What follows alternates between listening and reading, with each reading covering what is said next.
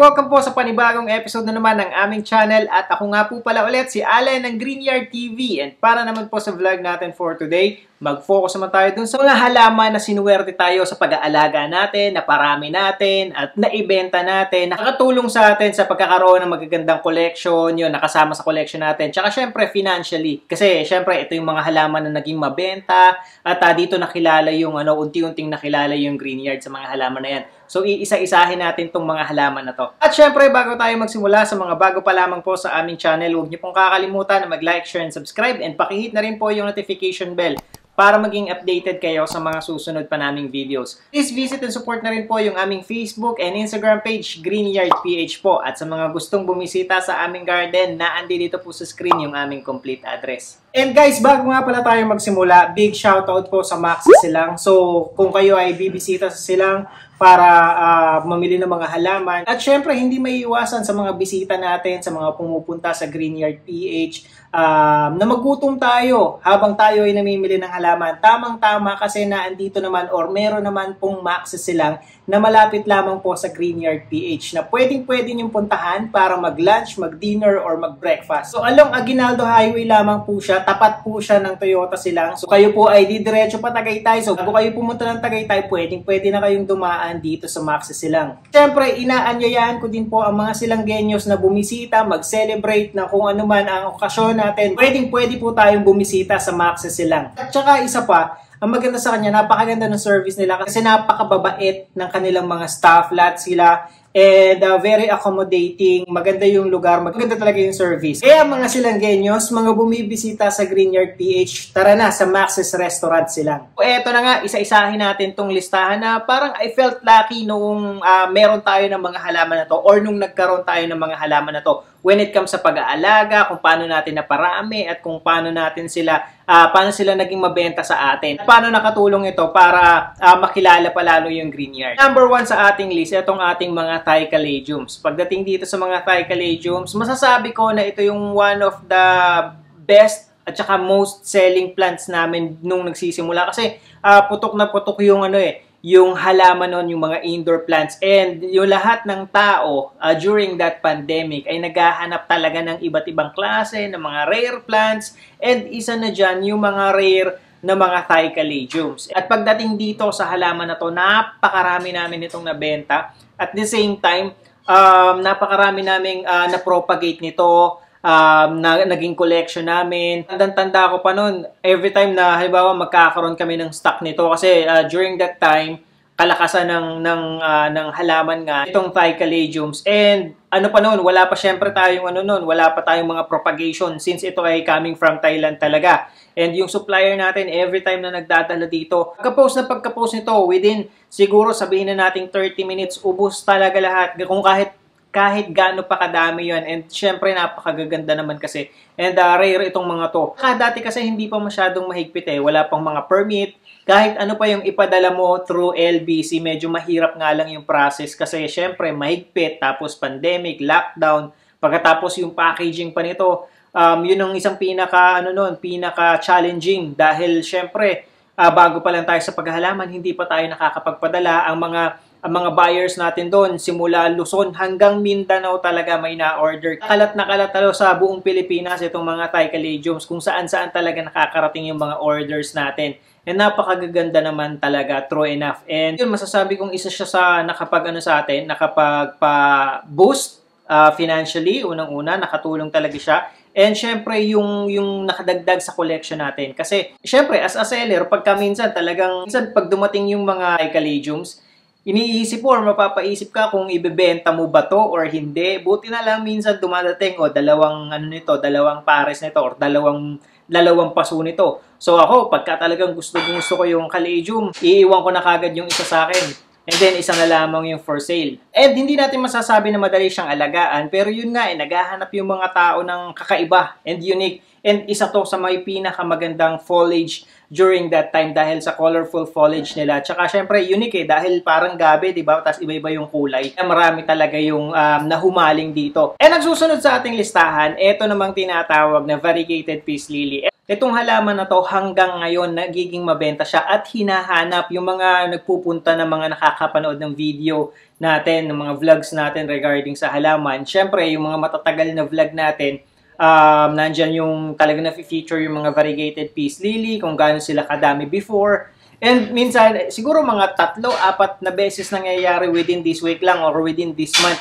May pupunta na buyer, na client na nanonood ng vlog, hahanapin talaga yung variegated peace lily. Kaya lang sa ngayon talaga, ubos halos walang natira dun sa dun sa variegated peace lily natin kasi yung supply ko konti na rin, tapos even yung mga na-propagate natin before ubos dahil napakaganda rin itong variegated peace lily. Buti na lang nakapagtabi tayo ng atin para sa collection natin, para sa ating bahay. And yun, masasabi ko, advice ko, wag niyong kakalimutan, just in case na meron kayong variegated peace lily, marami tayong vlog regarding dyan, panoorin nyo lamang. Pero ang isang mapapayo ko sa inyo, kung meron kayo nito, huwag nyo isasama dun sa mga, lalong-lalo na dun sa ordinary natin na peace lily, yung color green, yung foliage lang, walang variegation. Kasi nahahawa siya, natatalo siya, and ang nangyayari, nawawala yung variegation ng ating variegated peace lily. So yun lang naman yung advice natin regarding dyan. Ang susunod sa ating listahan ay ito namang ating Monstera Peru. Pagdating dito sa Monstera Peru, ito,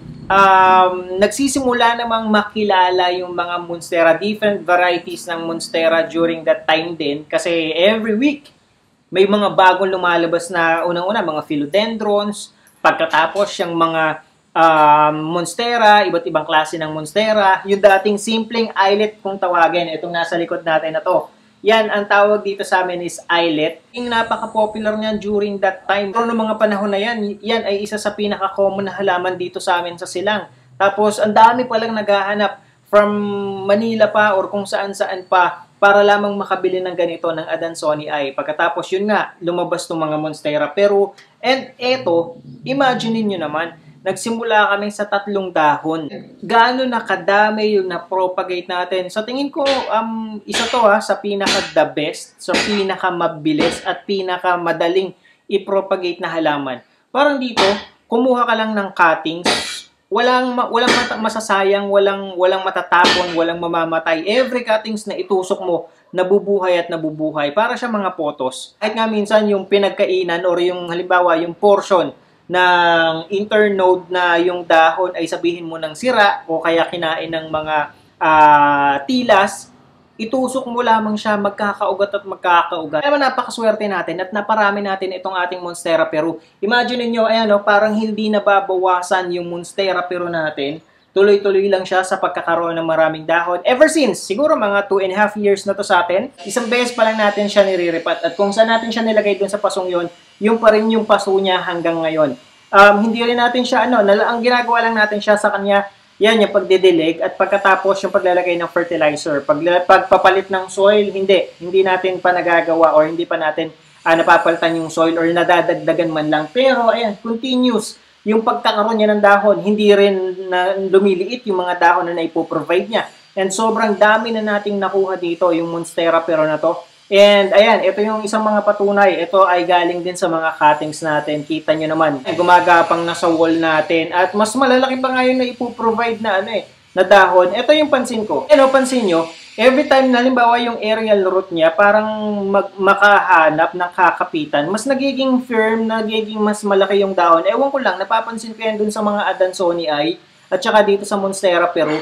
Kapag ka nakakahanap sila ng kakapitan, yung mga next na dahon na sumisibol sa kanila, mas bigger compare mo dun sa mga nauna na dahon. Lain nyo, 3 dahon lang to nagsimula na galing sa cuttings, pinuhay natin, and within 2.5 years, ganito ng kakapal, ganito ng kadami, sobrang dami pa nating nabawas dyan. Tuloy-tuloy lang siya. Hindi siya masailan at hindi siya mahirap alagaan. And ang susunod sa ating listahan ay ito namang ating Heartleaf Hoya.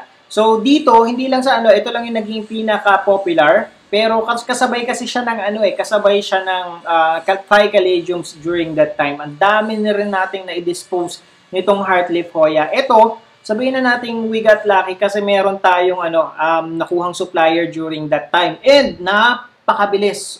Sobrang dami nun. Tandang-tanda ako. Yung supplier namin, nagdadala sa amin ito. Tapos, ubos ng ubos din sa garden. Nasa hanging basket pa to or nasa hanging na naka-wire na pot yung pinaglalagyan niya. Tapos, ayun, ubos din ng ubos siya kasi marami naghahanap. At saka parang napaka-unique. Unang labas niya, parang maa-amaze ka dahil heart leaf, unang-una, very unique yung shape ng dahon niya. Pagkatapos, ang lalaki, ang lalapad ng dahon, tapos variegated pa or yung golden pa yung edge ng bawat dahon. Siguro ang isang mo lang dito, medyo mabagal yung paglago niya, pagkapal niya kung i-compare natin sa ibang mga halaman. And ngayon, hindi ko alam kung mahirap kumanap, pero wala na kasi masyadong lumalabas na supply nito. Maliban na lang dun sa mga gardens or dun sa mga seller na nakapag-propagate nito. Pero kami, nakapagtira kami ng isa, and ayan, gumagapang na dito sa aming veranda, napapakapal, napapalago, pero hindi pa kami nakakapag-propagate nito. And ang propagation naman ito, cuttings. Kumbaga, kukuha kayo ng 2 piraso ng dahon, tapos ikakat nyo siya doon kasama yung node niya, and then yun yung itutusok nyo sa pinaka-soil. So far, so good naman itong ating variegated na Hoya o itong heartleaf Hoya natin dito sa atin. Hindi pa natin siya napopropagate. So, naghahanap siya. Unlike ng ibang halaman, ito hindi masyadong kumakapit pero nagtitrail talaga siya. Kung ito ay ihahang nyo or lalagyan nyo ng pole, mas maganda. Kaya ang susunod naman sa ating listahan, itong ating sensation. Tandang-tanda ko to. Itong sensation na to ay isa to sa kauna-unahang video na ginawa natin. Ito yung isang kauna-unahang halaman rin na sa tingin ko parang i-pinost natin doon nung nagsisimula pa lang yung Greenyard PH na Facebook page. Yun, kasi syempre parang nagsisimula tayo nun gumawa kami ng mga sample na i-display namin dito sa garahe, sa bahay, nilagay namin sa pot. Ever since, hindi siya nabenta nun kasi nasa tabing daan tapos nagsisimula siya. So, inilagay na lang namin siya, inilipat namin siya. Sabi ko, okay na, akin na lang tong sensation na to. Kasi parang nagandahan ako nung time na yun dahil maliit pa siya, hindi pa siya gantong kakapal at gantong kalaki, hindi pa ganitong kadami yung dahon niya. Tapos nung nag-propagate tayo, ayan na. Ito yung isa sa kauna-unahan. Kaya talaga may sentimental value itong itong halaman na to dito sa atin. And ayan, patuloy lang sa pag-grow dito sa ilalim ng hagdanan natin itong sensation na to. Medyo maalikabok kasi dito sa amin kaya every time na kahit punasan mo yan, diligan mo, ugasan mo, daan lang yung maghapon, tas punong-puno na siya ulit ng alikabok. Ito, hindi siya nasisikatan ng araw, kaya ganyan yung dahon niya. Kapag nilagay mo siya sa direct sunlight, sigurado kahit gaano kaganda ang dahon niyan, masusunog at masusunog yung mga dahon. Kaya yun lang yung dapat nating i-avoid pagdating dito sa mga sensation natin. And 2.5 years din to. Kasi magtatatlong taon na tayo. So, gantong katagal na tong sensation na to. As you can see, ito pa rin yung pot na pinaglalagyan, nakapag-provide na yan ng napakaraming dahon, nagkaroon ng mga raming dahon, marami na rin tayong natanggal at medyo tumataas na siya. Alangan na nga sa kanya yung paso niya. So siguro, it's time, siguro one of these days, ililipat natin siya sa much bigger pot na. Sa tingin ko, pwede naman natin siyang i-propagate na din. And ito, kung makikita nyo, kahit pa yan ay, yung compare natin sa peace lily, ang peace lily kasi nagkakaroon ng mga panibagong suloy. Pero itong sensation, hindi. Isang beses lang talaga. Kung halimbawa gusto siyang magkasuloy or gusto nyong maparami ang inyong mga sensation through cuttings, pwede nating i-cut yung top portion na to, tapos ito yung itatanim natin, and then iiwanan natin yung may ugat na yan, yung nakatanim sa paso.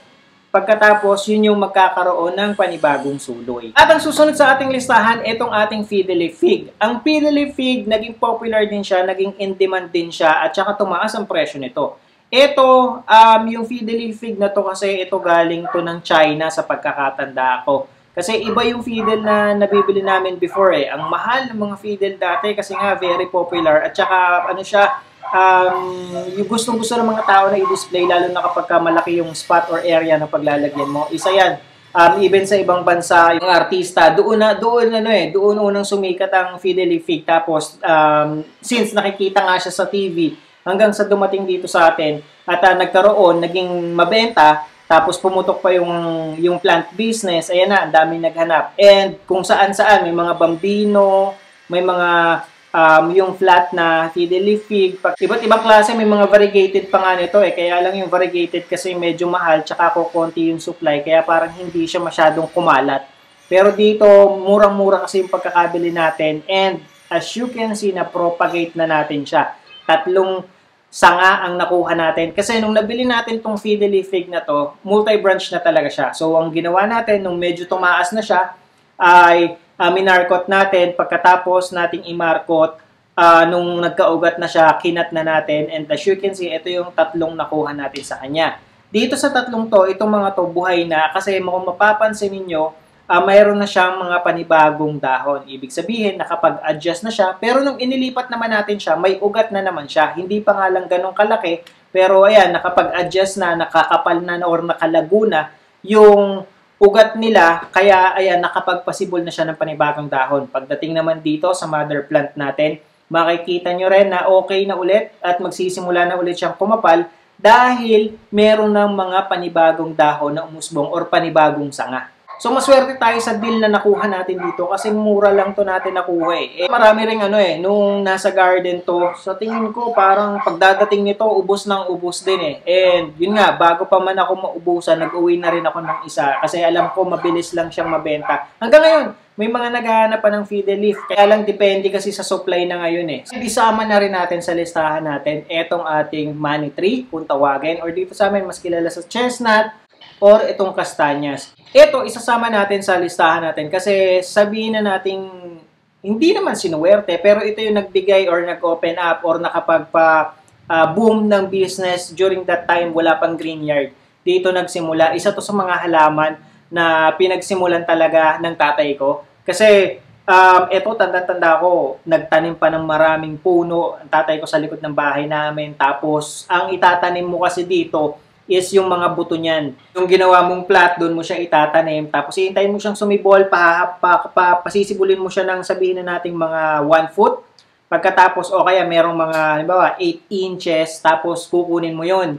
Pagka kinuha mo yon, yun yung itinitirintas. Hindi pa uso yung mga indoor plants noon. Ang karamihan ng mga benta or tinda namin noon ay mga outdoor plants. And ito yung isa sa mabilis maubos, pinakamabilis or pinakamabenta. Yun nga lang, medyo mabusisi yung proseso kasi aalagaan mo pa, pasisibulin mo pa. Hindi lahat ng buto ay sisibol, unang-una sa lahat. Kaya kailangan volume talaga yung pagtatanim nito kasi nandun yun. Pagkatapos, nandun pa yung portion na kung tawagin sa amin pasek or mapapasek or malulusaw yung mga itinanim mo kasi may nangyayari talaga yan. Konting konting pagka napalakas ka or napadiin yung pagtitirintas mo sa kanya, nababali. So, nababawasan yung tinitirintas mo. Kaya bago mo magamay yung process, medyo mabusisi talaga itong mga kastanyas na ito. And yun, sobrang tagal naming naghalaman, sobrang tagal ni tatay nagtanim nito. And ito yung isa talaga sa pinagsimula namin. Kaya yun, we are very blessed. Tsaka natin sinuwerte tayo sa pagbebenta ng mga outdoor plants at saka nitong mga itong ating mga money tree or kastanyas. Yun lamang po, and I hope nakatulong at nag-enjoy kayo sa panonood ng video na to. And again, sa mga bago pa lamang po sa aming channel, huwag niyo pong kakalimutan na mag-like, share, and subscribe. And pakihit na rin po yung notification bell para maging updated kayo sa mga susunod pa naming videos. Please also visit and support na rin po yung aming Facebook and Instagram page, Greenyard PH po. Magkita-kita po ulit tayo sa susunod na episode ng Greenyard TV, and thank you for watching.